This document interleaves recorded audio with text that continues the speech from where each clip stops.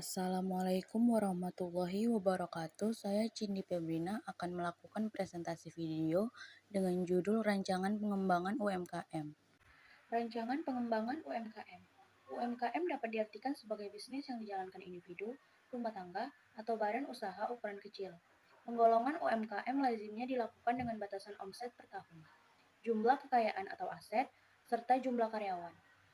Dalam mengembangkan usaha agar menjadi lebih besar tidaklah mudah dan banyak aspek yang harus dipenuhi. Untuk itu, ada beberapa strategi pengembangannya sebagai berikut. Yang pertama, pemberian akses UMKM terhadap sumber-sumber permodalan. Usaha mikro, kecil, dan menengah pada umumnya mengandalkan pada modal sendiri dalam menjalankan usahanya, dan terkadang mereka terjebak dengan keterikatan rentenir mengingat masih rendahnya aksesibilitas terhadap sumber-sumber pembiayaan formal.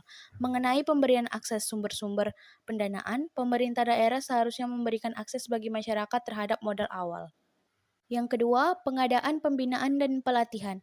Pembinaan dan pelatihan yang dilakukan oleh Dinas Koperasi dan UKM merupakan wujud pemberdayaan sebagai motivasi atau dorongan bagi masyarakat untuk mengasah kemampuan yang mereka miliki, serta dapat menjadikan bekal ilmu pengetahuan dan keterampilan bagi masyarakat yang ingin membuka usahanya sendiri. Yang ketiga, peningkatan promosi produk. Dalam hal ini, kegiatan peningkatan promosi produk yang dilakukan oleh Dinas Koperasi dan UKM, yaitu berupa kegiatan seperti bazar atau pameran UMKM yang diadakan di tempat keramaian. Yang keempat, perluasan pemasaran produk. Dalam hal ini, Dinas Koperasi dan UKM telah memberikan sarana dalam pemasaran produk, yaitu dengan mengadakan kegiatan promosi produk. Saat ini, dengan kecanggihan teknologi, pemasaran dapat dilakukan menggunakan sistem online. Yang kelima, penyediaan sarana dan prasarana. Sudah seharusnya pemerintah menyediakan sarana dan prasarana dengan cara memberikan tempat secara gratis sebagai pelatihan bagi masyarakat yang ingin melakukan usaha. Yang keenam, pilih lokasi yang tepat. Untuk UKM yang bergantung kepada toko fisik, lokasi merupakan salah satu modal utama yang paling penting untuk mengembangkan usahanya. Dengan menentukan lokasi yang strategis, tentu akan sangat berpengaruh dengan bisnis. Yang ketujuh, memanfaatkan media sosial. Di era digital seperti sekarang, tentu peran media sosial sangat powerful dalam melakukan kegiatan apapun, apalagi digunakan sebagai media untuk memasarkan usaha kecil menengah. Yang kedelapan, lakukan inovasi. Pelanggan biasanya memiliki sifat mudah bosan dan cenderung ingin sesuatu yang baru. Agar pelanggan tidak pergi, kita harus memberikan inovasi untuk usaha kita agar dapat menarik mereka kembali. Yang kesembilan, rencanakan keuangan dengan baik. Kenapa aspek ini diperlukan dalam pengembangan usaha kecil dan menengah? Karena faktanya banyak usaha yang bangkrut karena adanya kesalahan dalam pengelolaan keuangan. Kesalahan dalam pengelolaan tersebut timbul karena tidak adanya monitor keuntungan dan kerugian. Yang kesepuluh, kenali kompetitor.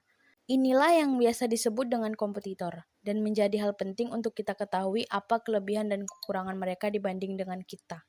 Dengan memahami bisnis mereka, tentu kamu bisa menentukan hal yang bisa kamu improve atau kamu tonjolkan.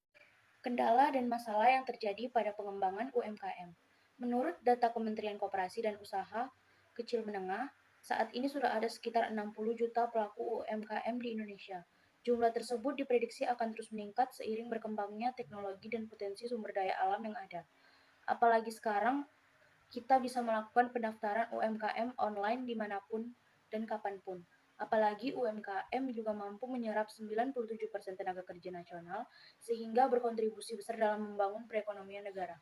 Meskipun begitu, ada beberapa permasalahan yang sering dialami UMKM di Indonesia, dan masih menjadi pekerjaan rumah bagi sektor ekonomi. Jika tidak diatasi, maka UMKM yang sedang tumbuh bisa saja kalah bersaing, stagnan, bahkan gulung tikar.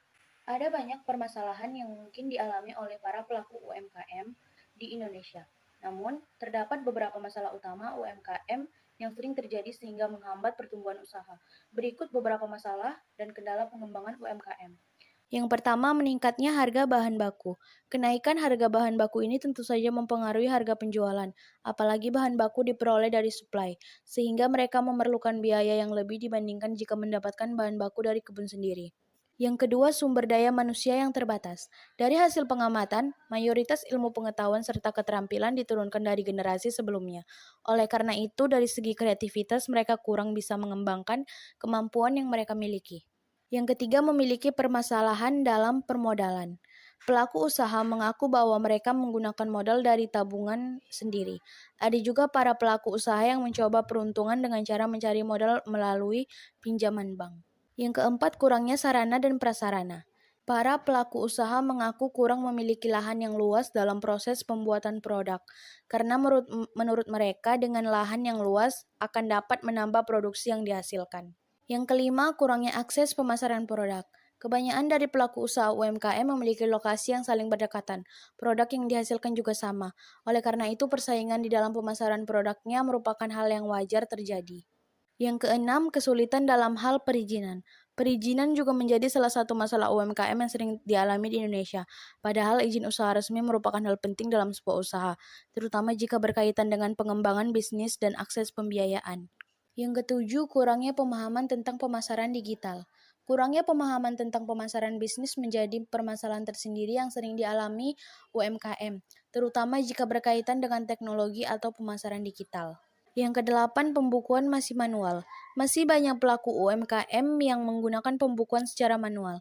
Jika pembukuan manual mengalami kerusakan, kehilangan, atau kesalahan, maka seluruh data yang hilang dan sistem penjualan menjadi terhambat. Yang kesembilan, kurangnya kesadaran membayar pajak. Masih banyak pelaku UMKM yang masih belum menyadari pentingnya membayar pajak dan melaporkan pajak serta belum mengetahui cara menghitung pajak.